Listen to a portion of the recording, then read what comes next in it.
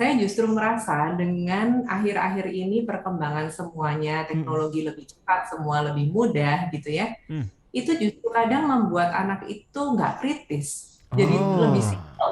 Maksudnya karena mereka udah terbiasa semuanya gampang, iya. semuanya simpel, yang susah-susah dibuang, filosofi mereka nggak terlalu suka lagi. Orang tua kewalahan, nggak ngerti, bisa Mm-mm. menjawab. Dan orang tua mungkin karena sibuk, akhirnya nggak jadiin pertanyaan anak ini jadi sebuah prioritas yang harus dicari tahu dan akhirnya harus di-sharingkan ke anak. Dan akhirnya anak itu cari sendiri bahan-bahan Gimana itu. Bu ngatasi hal ini? Saya sama Jonathan di off air tadi mikirin soal anak Sobat Reida. Karena topik kita ini kan tentang anak ya. Tadi Iya kita benar. mikirnya, anak kita namanya siapa? Iya. Terus ada teman kita, "Oh, nama itu satu kata aja Satu suku gitu kata ya." aja Saya gitu. nggak setuju karena ntar takut pas bikin IG Heeh. sulit kan. Heeh. Kalau saya mikirnya gini, nanti anak kalau misalnya udah masuk tingkat sekolah gitu kan, Iya. teman-temannya kan bisa usil. Ya Iya. kan kalau sebutannya aneh gitu kan Iya kasihan. benar, maka dari itu kita bicara tentang anak. Tapi yang lebih sulit lagi adalah ketika anak udah mulai kritis Hmm. menanyakan tentang kekristenan. Iya itu dia. Saya kritis itu di usia saya nggak pernah kritis kayaknya. Malu bertanya kita soalnya, Iya, Pak. saya tipe yang malu bertanya. Makanya kita sesat di jalan. Tapi adik saya enggak. Adik saya tuh kritis banget tuh Sobat Hmm. Rida. Beda beda durasi lagi, jarak usianya aja beda Iya, 10 iya. tahun gitu ya. Maka dari itu kita akan bicara Mm-mm. bersama siapa Jonathan? Seorang ibu rumah tangga, Benar. tapi beliau ini juga melayani. Benar. Luar biasa, Di bidang ada misi juga. Ibu Rosalin Hartono. Kita mau sapa dulu Ibu Rosalin. Shalom. Halo. Halo Bu, shalom. Halo, halo. Terima kasih sudah join di Bahtera Ida FM. Bagaimana kabarnya Ibu? Baik? Baik, Puji terima Tuhan. kasih juga Puji dari Tuhan. Bunda. Puji Tuhan. Apa Di kabar? Ya, kami juga baik Bu, puji Tuhan. Tambah segar kami, Bu. Tambah segar jelas. Ya. Berkat rumah tangga itu ternyata nyata. Buat kami yang masih nyubi, Bu. Kalau boleh tahu Ibu Rosalin anaknya udah usia berapa nih, Bu, kalau boleh tahu?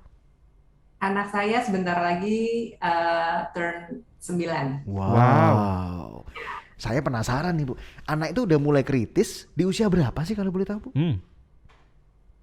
Anak mulai kritis sebetulnya dari awal ya, dari mulai Oh. mereka bisa observasi sesuatu, bahkan sebelum mereka bisa bicara pun sebetulnya mereka sudah kritis, tapi Iya sih. kan berkembang ya, Iya. berkembang begitu bisa ngomong baru mereka bisa nanya, mereka ngomong lebih banyak, mereka bertanya lebih banyak begitu. Iya. Tapi kalau kritisnya sebetulnya dari awal sekali kan mereka sudah kritis ya, mereka Benar. pengen pegang ini, mereka pengen nyoba ini, kalau ini sama ini diginiin jadinya apa gitu kan.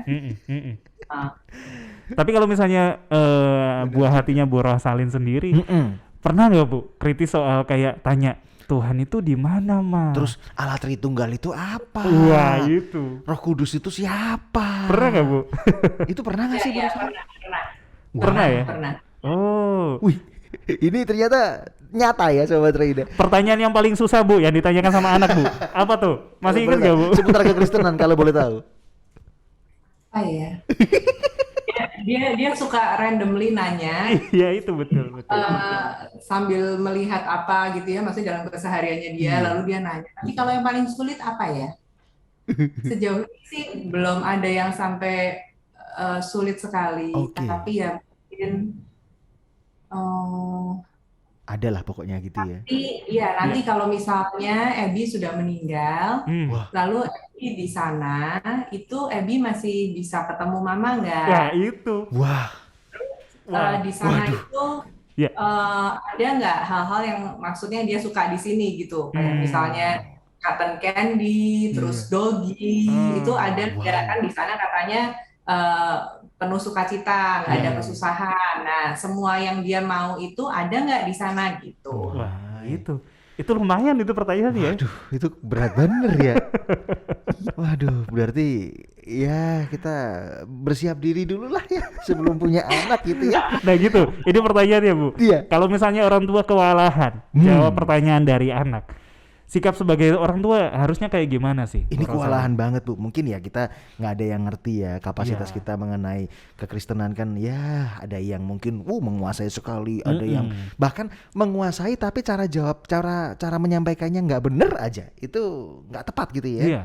Nah kalau kewalahan seperti itu gimana solusinya Bu Rosalin?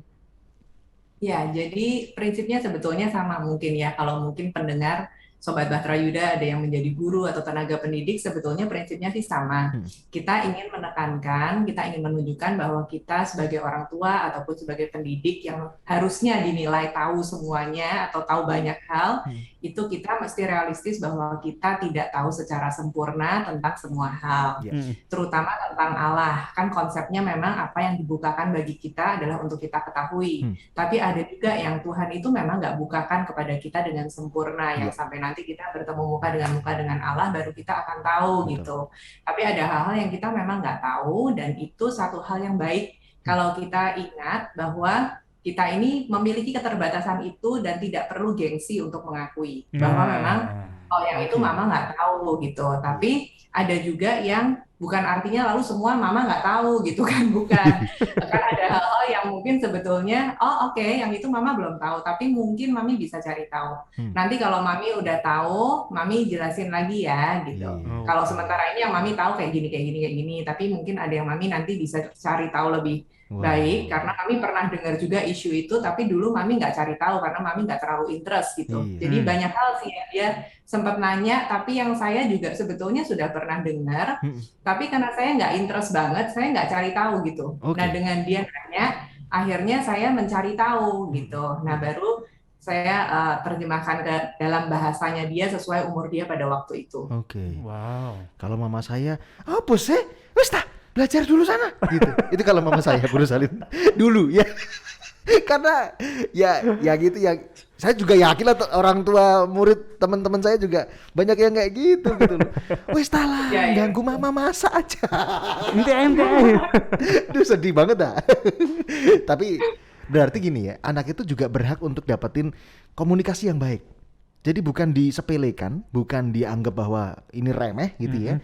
Apalagi soal kekristenan. Takutnya Jo, sekarang ini kan anak dekat sekali dengan yang namanya teknologi ya. Betul, sosial media, dunia maya dan lain sebagainya.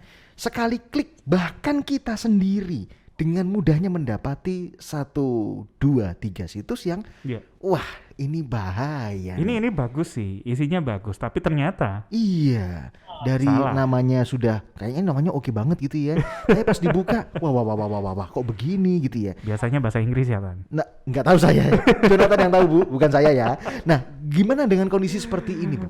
Orang tua kewalahan, nggak ngerti, bisa menjawab, dan orang tua mungkin karena sibuk, akhirnya nggak jadiin pertanyaan anak ini jadi sebuah prioritas yang harus dicari tahu dan akhirnya harus di-sharingkan ke anak. Dan akhirnya anak itu cari sendiri bahan-bahan Bu ngatasi hal ini? Jadi kalau saya boleh sampaikan, ini alangkah baiknya kalau dimulai dari awal. Jadi misalnya kayak bapak-bapak tadi bilang masih newbie gitu ya. Nah itu bagus banget. Jadi dari awal kita sudah akan membentuk pola yang lebih baik.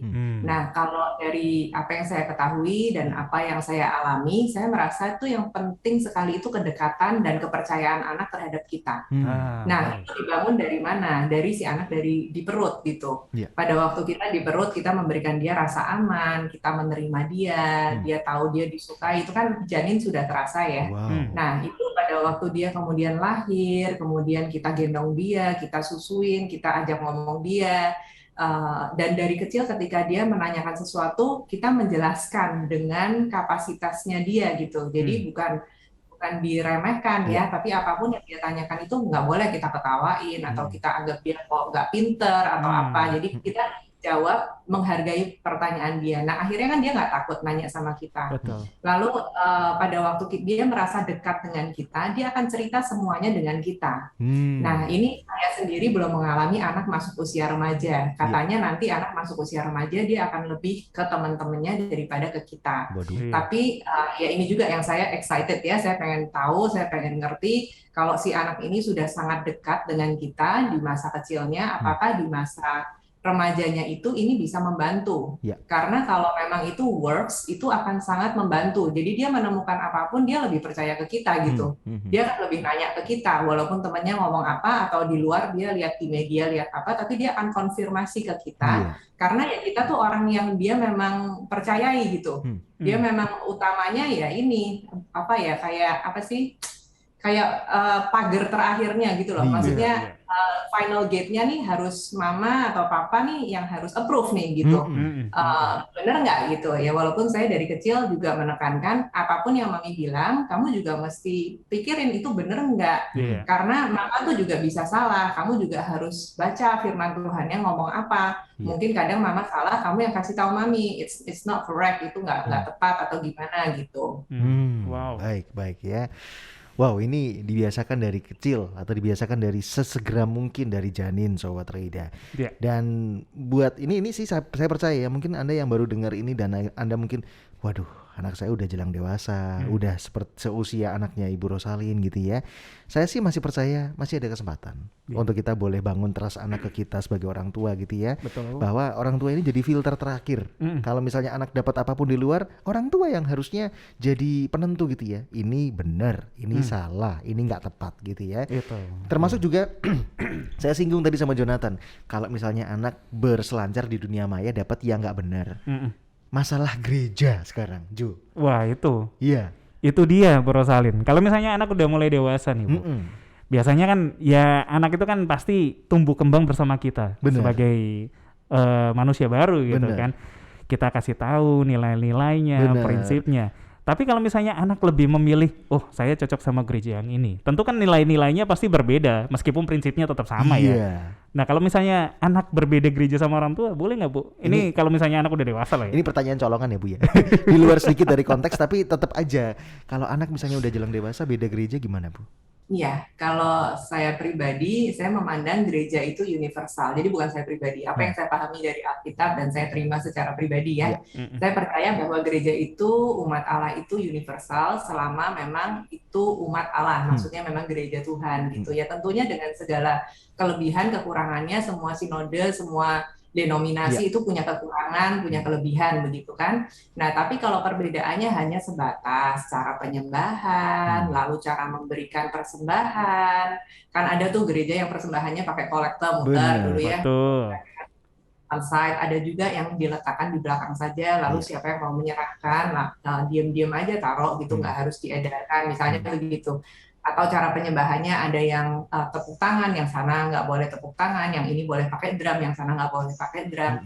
Sebatas seperti itu saya pikir nggak masalah ya, karena yang penting di mana gereja itu bisa si anak bertumbuh, mengenal Tuhan, itu yang lebih penting. Iya.